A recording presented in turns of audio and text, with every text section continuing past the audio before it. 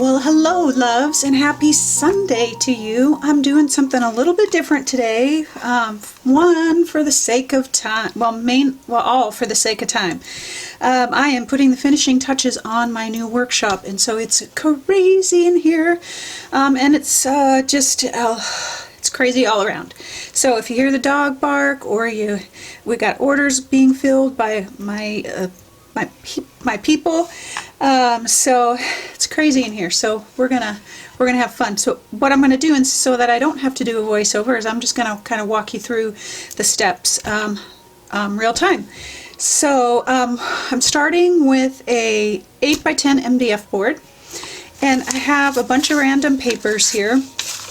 This is like pattern paper instructions, or pattern instructions, stuff I printed up, scraps, gotta have some bingo card numbers, dictionary pages, more stuff that I've printed, and probably some more dictionary pages, and then just some brown paper bag. And what I'm going to do is I'm going to put this down with my Liquitex matte medium, or my Decor matte medium, and I'm going to put it down and then do what I call a torn paper effect, or decollage, or something like that. I'm going to put that down and then stencil a little bit over it and then pull it off. I'm hoping that it turns out the way that I want it. So doing it this way, you get to see like the real deal, like if it really actually goes the way that I wanted. So we will see. So let's get started.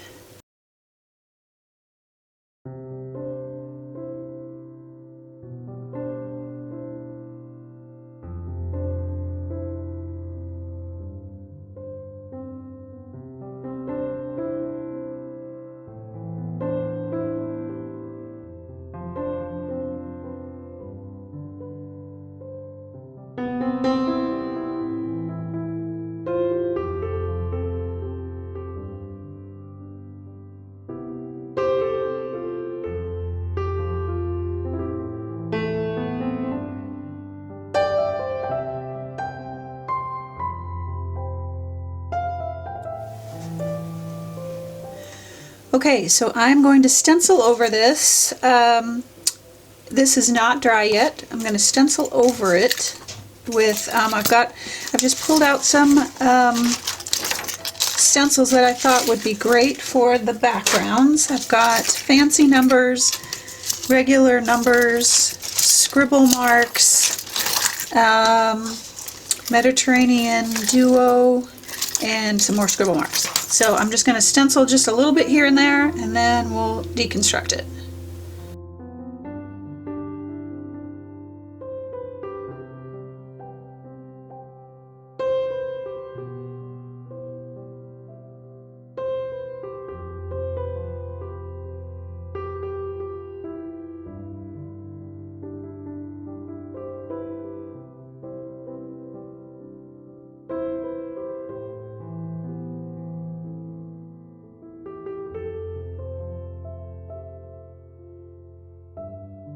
Okay, so I have dried this. I have not fully dried it. It's not sat for very long. I want it to be somewhat damp. And I've got these corners and these edges that are kind of sticking up, just some different spots here. And I'm going to just start taking some of this off in different spots that I love that peeled paper look, and have it just go all over the place. So I'm not going to do all of the areas, and I want to try and kind of guide them to where they're going to peel and tear and that kind of thing. Because what this does is it gives it a real unpredictable, grungy, textural feel, and it takes some time, but I'm just going to continue to pull this off with my fingers here and there, and we'll see what we get.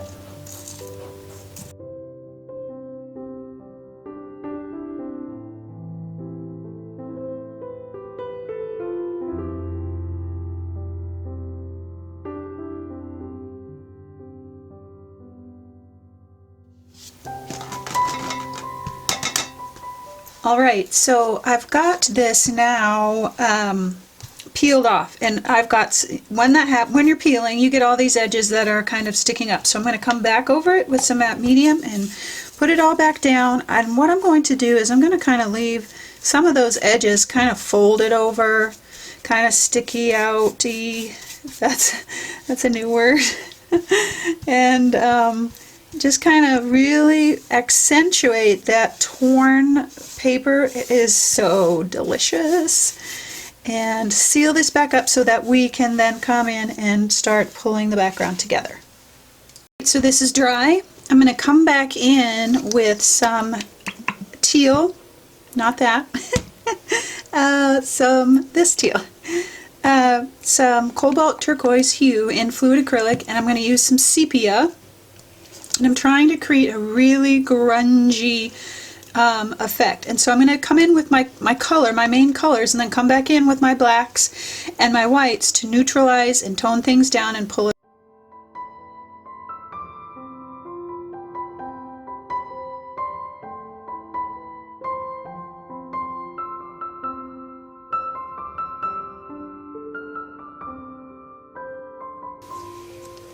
Something to keep in mind when you're mixing your colors. So this has a yellow undertone, this sepia, and this is my cobalt teal. And so when I mix those two together, they go green, which is fine because it's a turquoise look.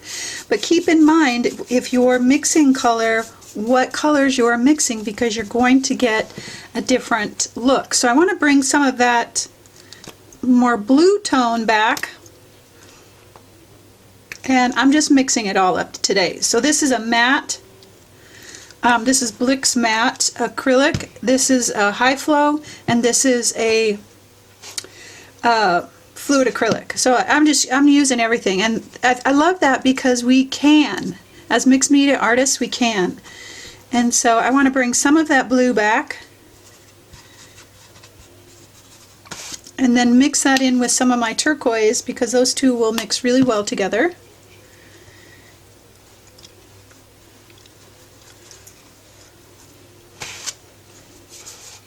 And I want to pull some of this off.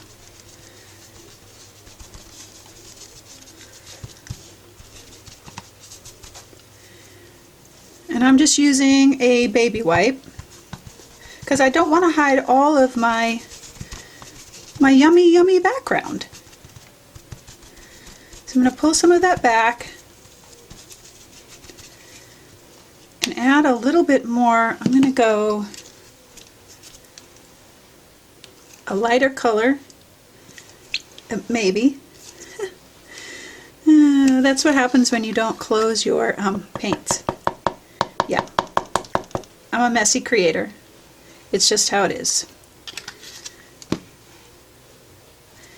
And so that lighter is going to mix with the darker.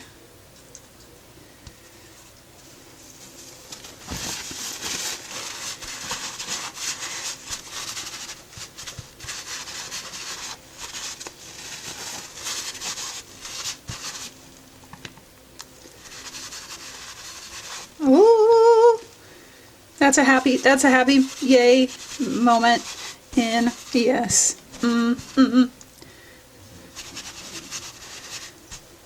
That's the happy dance sound. Yeah. Okay. So I've got some just really good yummy goodness. Can I say yummy anymore? And this is why I don't normally talk all the way through my videos. I want some really good puddling, pooling, and dripping for some real inconsistency.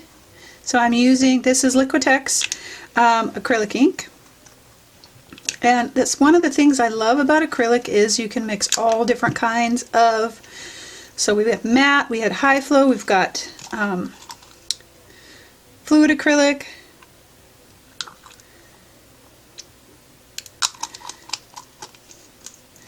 and I'm going to put a tiny bit of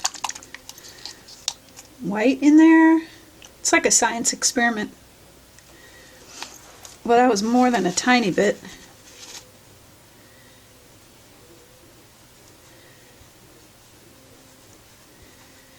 And I'm going to hit that with some water to really get it to move. Or, oh, that was my alcohol. I do that every single day. But I kind of like that.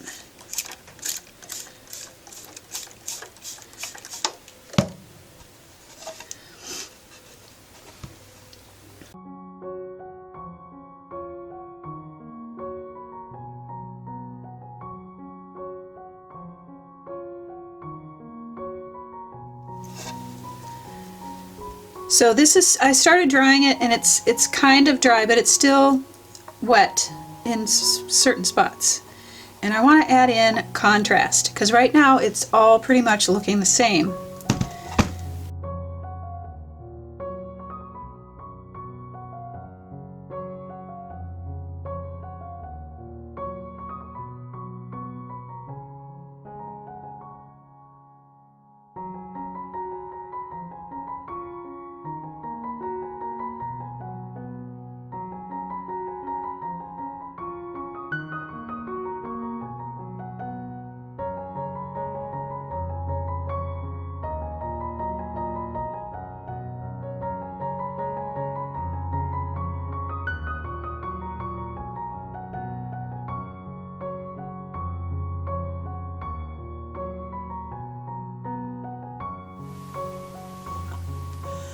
Alright, so my background is, for now, good.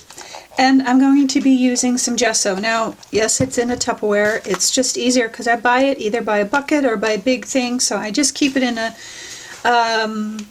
Tupperware, or I'll use DecoArt's gesso, which I have all the time. I use all the time. I switch back and forth.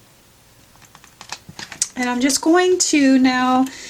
and the reason I'm using gesso is because I want that really matte textural finish. It changes the look of everything when you've got that really kind of almost chalky finish. I'm going to add some of my either acrylics to it or my high flows, just drops of it, to kind of mute it down just a tiny bit.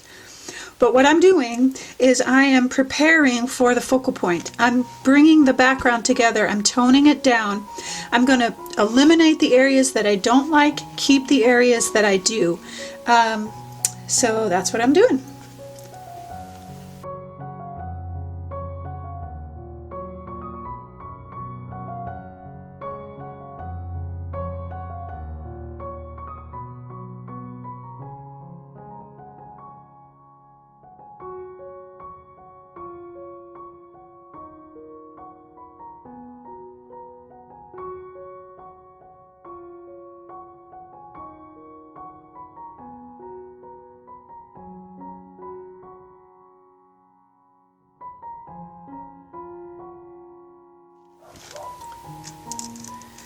Okay, alright, so I am going to stencil in my focal point, and I'm using raw umber, and I'm going to add a tiny bit of some permanent violet. Actually, no, I'm going to add some diazonine purple to my raw umber, just a tiny bit, and I'm going to pull them together and mix so that I've got just a tint of purple, so that it's like it's hiding in the shadows. I can see that purple, but it's behind the shadows. So that's what I'm doing next. This is freshly stenciled. It's not dry yet. I want to come back in and just lighten it up. I want it to have a real rustic feel. I want it to be imperfect. I want it to be dark enough that it becomes the focal point. However, I want it to just be a little grungy. So I'm going to take my alcohol, and what's the worst that can happen? We have to do it over. That's it. That's all.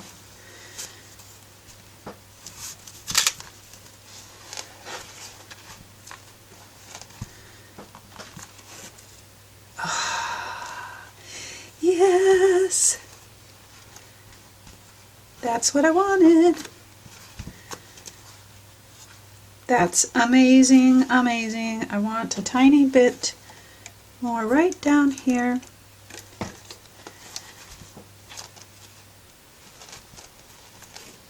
Yeah.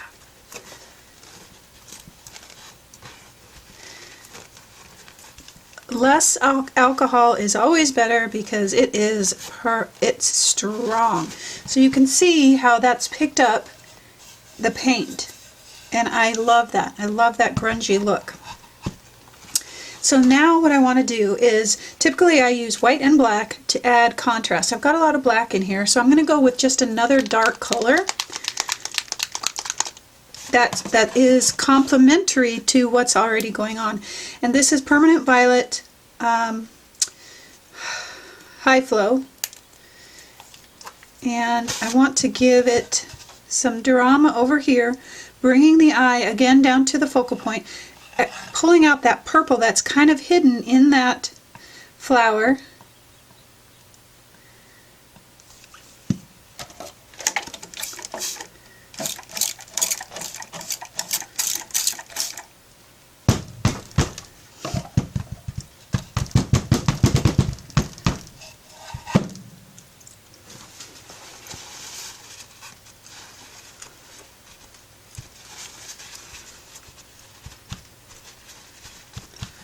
We can make this as light or as dark as we want it. We can really get it juicy and drippy depending on how much we want. So I want those drips, but I want to make sure that I keep the focal point the focal point. So I'm directing it away from my focal point.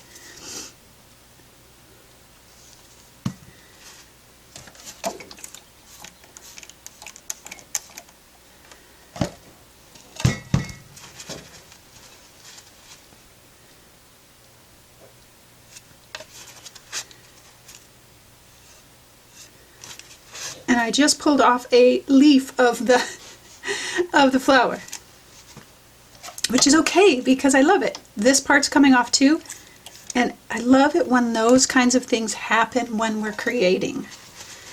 So I want to pull this back because it's pretty strong. It's like it's fading away. The paint is fading away. I love that. I love it when that happens. Look at that. Ah. Okay, so now what I want to do is I want to bring just a touch of this color over here. So it's even. I'm moving the eye around and I'm working in my triangle.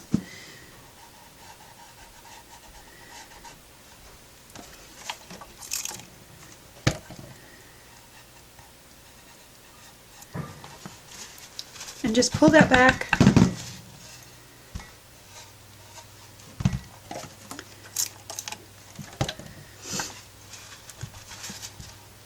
Perfect.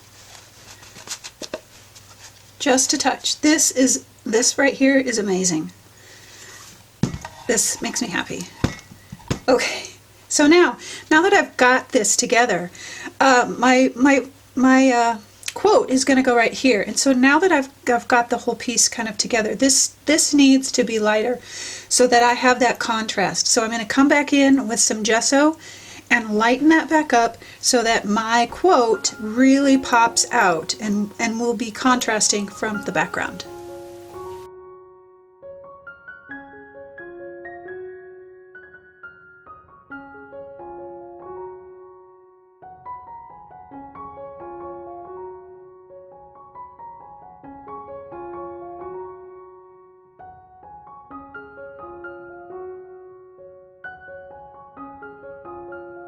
Okay, so now I'm going to stamp out my quote, and I'm going to use my stencils with my brush and my archival ink. And the reason I do this is because I've said this before, I kind of get to try everything on.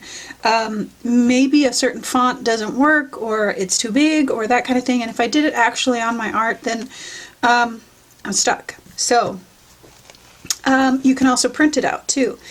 Also, just an FYI, I'm going to have, in the new workshop that's coming out, I'm going to have this bonus section where I give you a free tutorial on tissue paper, which is like, whoop, whoop. So I'm going to get my quote already, and then we're going to put it on with some matte medium and finish this puppy up. Okay, so I've got my quote out here, and I used, these are vintage stamps, so Can't get those anywhere. And I also used my old type text and my brush and my archival ink. And so I'm just going to put these down with my matte medium. And when you're working with tissue paper, you got to be gentle.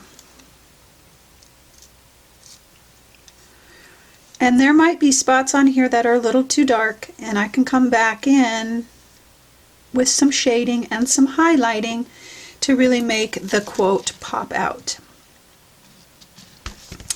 But I'm going to try and talk to you while I'm doing this. So the quote says, "You are always stronger than you think." And I know that sometimes we all struggle with our own confidence issues, whatever it is. And this could say you are always more creative than you think. You are always smarter than you think. You are always, you insert whatever it is, prettier, thinner, whatever. But maybe I can't talk and do this at the same time. But this week, every week, I'm just always so blown away by you guys and this community and your love and support. Always, always, always. But I felt like I needed to encourage you, someone needs to hear this week, that we're always hardest on ourselves. You are always stronger than, we're always harder on ourselves. And when I post on Instagram or something, I posted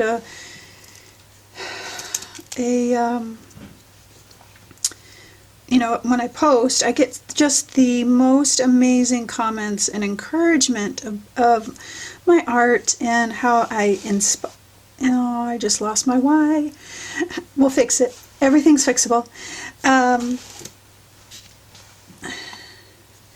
This is what happens when I'm trying to do two things at once. But I always get the most encouraging messages from you. Even in the order notes, I get these wonderful notes. I mean, just everybody. And yet when I comment back or something about how amazing you are, or they are, it's like, no, I just want to encourage whoever needs to hear this. You are always stronger than you think. Okay. I just want to encourage you today, every day. It's my mission. That's why I do what I do. To believe in yourself. We talk, how you guys encourage me, I want you to encourage yourself. We're always, always hardest on ourselves. It's always the hardest to encourage ourselves. And so I want to just encourage you today to be kind to yourself, my loves.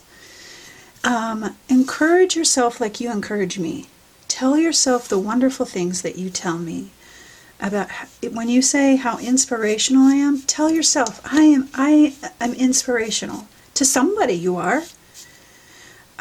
When you say I'm so creative, I want you to say to yourself, I am so creative. I am all of those things that you so readily say to everyone else. I want you to say those things to yourself. You are always stronger than you think you are. And I put stronger because in order to be able to get past some of the fears and the things that we face or our insecurities, we need some strength. We need some oomph. But you can replace this. You're always more creative, more... everyone's more mathematically inclined than I am, but you put your word in there, whatever it is that you're struggling with. You are always more than what you think. Always.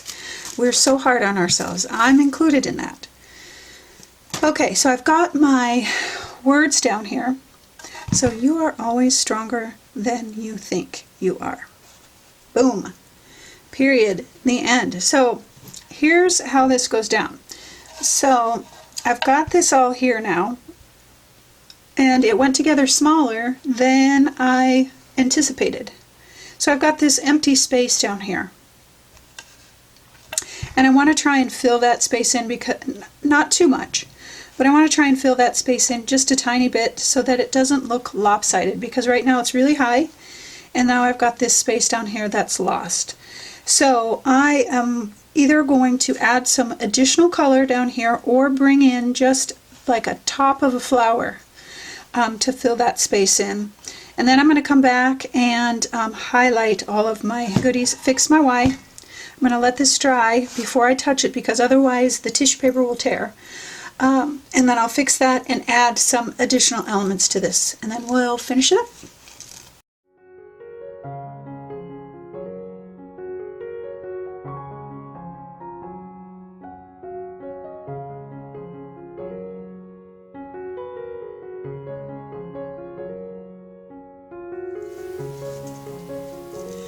Okay, I have grabbed a, this is shelf liner, and it's one of those things that helps you open the cap, and my gesso. And the reason I chose this is because I needed something super tiny and a way to control it, because I could do splatters, but I really want to be able to control where this goes. So I've just put a little bit on there, and I just want to, yes. Immediately that brightens it up.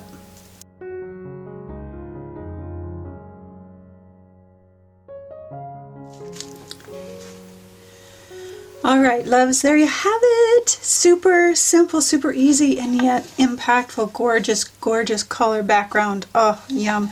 Did some favorite techniques. The deconstructed background is part of the Yummy Layered Background workshop. Yeah, so I used, I think I went through over the stencils already. This is the Daisy stencil that I used. Full description of all the supplies, colors, and everything will be listed on the blog. The link to the blog is below in the YouTube description box. Be on the lookout. Coming, let's see, by the time you see this, the following week, I will have a new workshop coming out called Abstract Journey, and it is one, I'm super excited about this. I am sharing some standard procedures that I use when I go to create pretty much anything, but then we're going to create abstracts, and abstracts are one of the hardest things to teach, but I have some really great tools that I use every single time that I'm going to be teaching you, and we're going to be doing all kinds of projects, so it's good stuff. And what I want you today, my loves, please hear me if you hear anything. You are stronger than you think you are. Whatever season you are in your life, you're braver, you're smarter, you're more creative, you're more beautiful, more everything than you think you are. And I just want to encourage you today to believe in yourself like you believe in other people. Say to yourself easily how you easily say to someone else how wonderful they are. And I just want you to be lifted up and encouraged this week to really step outside your comfort zone, or go for your dreams, or make the call, or take the job, or whatever it is, because you're stronger than you think you are. You can do it. You're gonna make it. You can do this. And we're walking this journey together, and I'm just so passionate to be able to encourage you on this creative process and life. This art is so much part of my life and how I respond to the world and everything, and so I get to do both and hopefully encourage you on the way. So lovies, this Sunday, I hope you have a wonderful Sunday, and it's restful, and that you always remember just how amazing you are, and that you always know that you are loved.